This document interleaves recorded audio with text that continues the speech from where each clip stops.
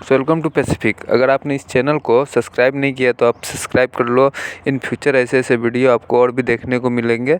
तो चलिए आज का हम अपना टॉपिक शुरू करते हैं। हमारा आज का पहला टॉपिक है कि आखिर फ्यूल के प्राइस में इतनी तेज़ी से बढ़ोतरी क्यों हो रही है, इसके पीछे का रीज़न क्या है। इसके पीछे के रीज़न बहुत सारे हो सकते हैं। इंटरनेशनल मार्केट क्या है, आखिर ये प्राइस बढ़ क्यों रहा है, यूक्रेन रसिया का विवाद क्या है, ईरान न्यूक्लियर डील क्या है, अमेरिका का सैंक्शन का क्या महत्व है इसमें, ये सारी चीज़ें हम आज आपको बता देंगे लाइन बाय लाइन। तो चलिए सबसे पहले हम जानते हैं फ्यूल प्राइस आज हाइक कितना हुआ। ये चौथा दिन है जो कि हमारा फ्यूल प्राइस हाइक हुआ 80 पैसे करके। 4 दिन से रेगुलर, पिछले 4 दिनों से कंटिन्यू 80 पैसे करके बढ़ रहा है। तो पूरे हो गए 3 रुपीज़ 20 पैसे, 3 रुपीज़ 20 पैसे इंक्रीज कर गया।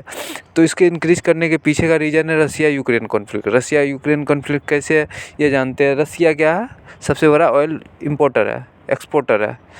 क्या है, एक्सपोर्टर है। वो क्या बेचता है, ऑयल बेचता है सारे कंट्रियों को। तो ऑयल का अगर मार्केट में कमी होगी तो क्या होगी, मार्केट में प्राइस हाई हो जाएगा। तो रसिया यूक्रेन का विवाद ये एक अहम मुद्दा। तो जब रसिया यूक्रेन का जब विवाद स्टार्ट हो रहा था तो उस समय क्या था, फ्यूल का प्राइस आपको लगभग 70-80 पर बैरल था। उसके बाद अचानक से जैसे युद्ध स्टार्ट हुआ ये कहाँ पे चला गया, 139 130 ऐसे करके चल गया। इतना भारी उछाल देखने को मिला। फिर भी इंडिया में क्या हुआ, 4 महीने से फ्यूल प्राइस को कंट्रोल करके रखा गया। क्योंकि कंपनियों के द्वारा रखा गया था, क्योंकि इंडिया में उस समय इलेक्शन चल रहे थे। और वो इलेक्शन के समय अगर फ्यूल प्राइस बढ़ाना जो होता है एक बहुत बड़ा नुकसान होता है इलेक्शन में, इसलिए जो है ना बढ़ा नहीं रहे थे। उसके बाद तुरंत इलेक्शन हटने के बाद तुरंत से ये प्राइस बढ़ने स्टार्ट हो गए, जो कि जैसा कि हम अभी देख रहे हैं। तो इसको और आगे बढ़ सकते कि नहीं ये भी हम देखेंगे। मगर सबसे पहले हम जानेंगे कि वो प्राइस जो 139 गया था वो नीचे आने का रीज़न क्या था। वो नीचे आने का रीज़न था, क्या होता क्या है ना, इंटरनेशनल मार्केट में, कम्युनिटी मार्केट में जो ना इमोशन पे चलती है। इमोशन मतलब न्यूज़ पे चलती है। न्यूज़ क्या आया कि चाइना में कोविड-19 वायरस बढ़ रहा है, तो उसके वजह से वहाँ लॉकडाउन लग रहा है। लॉकडाउन लग रहा है तो क्या होता है कि चाइना लार्जेस्ट ऑयल कंज्यूमर है। तो ऑयल कंज्यूमर है तो उसकी ऑयल कंज्यूम करने की क्षमता क्या होगी, घट जाएगी। तो घट जाएगी तो क्या होगा, मार्केट में स्टेबिलिटी नहीं रहेगी। प्राइस मतलब पेट्रोल की मांग कम हो जाएगी तो प्राइस ऑटोमेटिकली डाउन जाएगी। वो एक मेन कारण था। और अब बीच में न्यूज़ आया था क्या, ईरान न्यूक्लियर डील होने वाला। अब ईरान न्यूक्लियर डील होता क्या है ये मैं बताता हूँ। 2015 में क्या हुआ, बहुत सारे देशों ने उससे पहले सैंक्शन लगा रखा था। किस पे, ईरान पे। इसलिए लगा रखा था कि वो जो है एक न्यूक्लियर वारहेड तैयार करा था। बोला जाता है कि 95% जो वो तैयार हो चुका था। बट उस वक्त ही इन लोगों ने जाकर के न्यूक्लियर डील कर लिया कि तुम अपना वारहेड को ख़त्म करो, हम तुम पे से सैंक्शन हटाएंगे।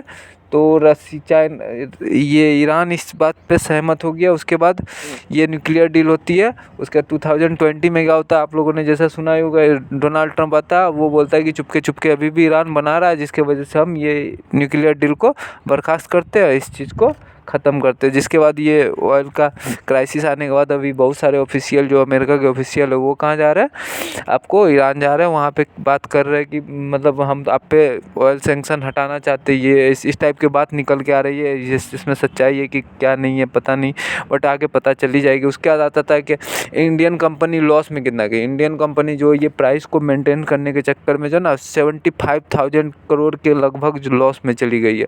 कैसे लॉस में गई है, कहा जाता है अगर इंटरनेशनल मार्केट में अगर एक डॉलर प्रति डॉलर बैरल अगर प्राइस इंक्रीज होता है तो इंडिया में जो है ना 50 पैसे जो है ना 50 पैसे का इंक्रीजमेंट होता है। इस अनुसार से हमारा फ्यूल प्राइस कितना बैरल चला गया इंटरनेशनल मार्केट में, अप्रॉक्स $30 पर बैरल चला गया। तो इस अनुसार से हम लोगों को 50 to 20 रुपीज़ इंडियन मार्केट में प्राइस इंक्रीज करना पड़ेगा। बट हम इंक्रीज नहीं कर सकते, उसके पीछे बहुत सारे कारण हो सकते हैं। अगर इंक्रीज कर दो तो इंडिया में महंगाई बहुत ऊपर चली जाएगी, हर एक चीज़ की प्राइस आगे चली जाएगी। आगे हम देखते हैं कैसे जाएगी। उसके बाद आता है इम्पैक्ट ऑन इंडिया। इंडिया पे क्या इम्पैक्ट होगा इस चीज़ का। इंडिया पे इम्पैक्ट ये होगा, इंडिया हर एक चीज़, इंडिया क्या करता है, 85% ऑफ ऑयल क्या करता है, इंपोर्ट करवाता है। इंपोर्ट मतलब दूसरे देश से खरीदता है। हम लोग क्या बेचते हैं, डॉलर में बात करते हैं। डॉलर लो हमसे, उनसे प्राइस में उनसे फ्यूल लेते हैं, तो डॉलर हम देते हैं। उसके बाद क्या होता है कि हम अब रसिया से भी ले सकते हैं, इन सब से। मगर ऑयल मार्केट में क्या प्राइस हाई है अभी के डेट में। तो हमें महंगा ख़रीदना पड़ रहा है, तो हम महंगा खरीदेंगे तो महंगा ही बेचना होगा ना। क्योंकि ये जो ऑयल कंपनी है, आपको ऑयल कंपनी, ये सब क्या है, ये सब क्या है, प्राइवेट कंपनी है। प्राइवेट कंपनी क्या होती है, लॉस में तो चलेगी ना। अगर कोई कंपनी लॉस में चलेगी तो वो बंद हो जाएगा, ऑटोमेटिकली बंद हो जाएगा, वो भी हमारे लिए ही ख़राब है। तो वो कुछ ना कुछ प्रॉफिट तो लेगी ना। मान लो वो कुछ काम करती है तो वो कुछ ना कुछ प्रॉफिट तो लेगी ना। मगर इंडियन कंपनी ने क्या करा था, 4 महीने से अपना फ्यूल प्राइस बढ़ाया नहीं था, एक स्टेबल रखा था, स्टेबल। उसके बाद इतने होने के बावजूद अभी बढ़ रहे हैं प्राइस। अभी ये कब कहाँ तक बढ़ेंगे, कितने बढ़ेंगे ये नहीं पता। अब ऑटोमेटिकली हम लोगों ने देख ही लिया है कि होलसेल में जो बल्क बाइंग करते हैं उसमें 25 रुपीज़ पर लीटर के अनुसार से बढ़ा ही दिया गया। बट इम्पैक्ट इंडिया पे क्या होगा, देखो जैसे कि अभी हम लोग फ्यूल महंगा खरीद के लाते हैं तो हमें क्या करना पड़ेगा, पेट्रोल पंप पर जाते तो हम क्या महंगा ही पेट्रोल डलवाते। तो जो लोग कार वार खरीदना हो, जिनको बाइक खरीदना हो, तो वो अभी इन चीज़ को छोड़ देंगे। यार अभी तो इतना महंगा पेट्रोल बिक रहा, कैसे खरीदेंगे, हमें तो महंगा ही पड़ जाएगा। इससे बढ़िया हम पब्लिक ट्रांसपोर्ट से सफ़र कर ले, ट्रेन से सफ़र कर ले, क्योंकि उसका स्टेबल है प्राइस, क्योंकि गवर्नमेंट कंट्रोल रहती है तो उसका स्टेबल प्राइस। तो क्या कर सकता है, वो छोड़ देंगे। अगर वो छोड़ देंगे, मैन्युफैक्चर सेक्टर में क्या होगा, गिरावट आएगी, जॉब जाएगी। ये क्या होगा, एक तरह से हम लोग को, इंडिया को हिट करेगा। दूसरा मुद्दा आ जाता है क्या, प्राइस ऑयल प्राइस बढ़ने से क्या होता है, कोल के दाम बढ़ते हैं। अब बोलोगे कोल के दाम कैसे बढ़ते हैं, आपको पता है वो इलेक्ट्रिक जनरेट करने में किस चीज़ का काम आता है। मेनली हम लोग किस चीज़ से जनरेट करते हैं, ऑयल से जनरेट करते हैं, कोल से जनरेट करते हैं, यही सब चीज़ से जनरेट करते हैं। हाइड्रो, ये सब तो छोटी छोटी चीज़ होती है, बट ऑयल और कोल से। अब ऑयल तो महंगा हो गया, उससे तो हम ज़्यादा इलेक्ट्रिसिटी जनरेट करेंगे नहीं, तो मांग किससे बढ़ेगा, कोल से बढ़ेगा। कोल से बढ़ेगा तो ऑटोमेटिकली मार्केट में कोल की भी डिमांड बढ़ेगी, तो उसकी क्या होगी, प्राइस हाई हो जाएगी। अब हम लोग चलते हैं दूसरे मुद्दे पे, जैसे कि महंगे सब कुछ खरीदोगे तो क्या होगा, ट्रांसपोर्टेशन में हम लोग कोई भी चीज़ ले आते तो क्या होता है, ट्रांसपोर्ट करना पड़ता है। अगर किसी चीज़ में ट्रांसपोर्टेशन में ज़्यादा खर्चा आएगा तो हम लोग बेचेंगे भी तो सामने खर्चा।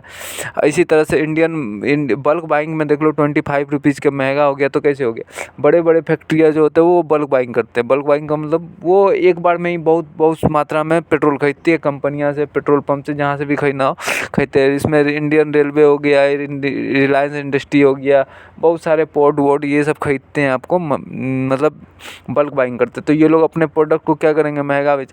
ऑलरेडी हम लोगों को सुनने में आ गया कि दूध और मैगी के दाम 2-2 रुपये बढ़ेंगे। आगे क्या हो सकता है, इंडिया में इसके वजह से इन्फ्लेमेशन आ जाता है, महंगाई बढ़ेगी, जिससे आगे चल के हमारे इंडिया पे ही खतरा है, नुकसान है। आगे चल कर के हमको क्या मिलेगी, बहुत सारे इसके दुष्परिणाम मिलेंगे कि क्या क्या हो सकता है, बहुत सारी चीज़ें हो सकती है।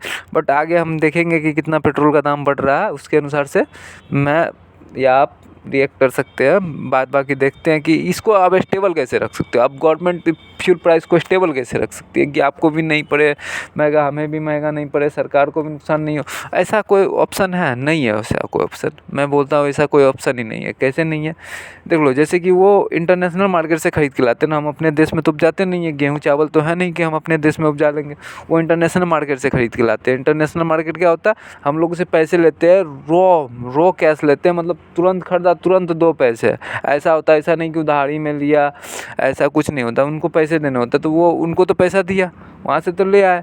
अब यहाँ सरकार 2-3 काम कर सकती है।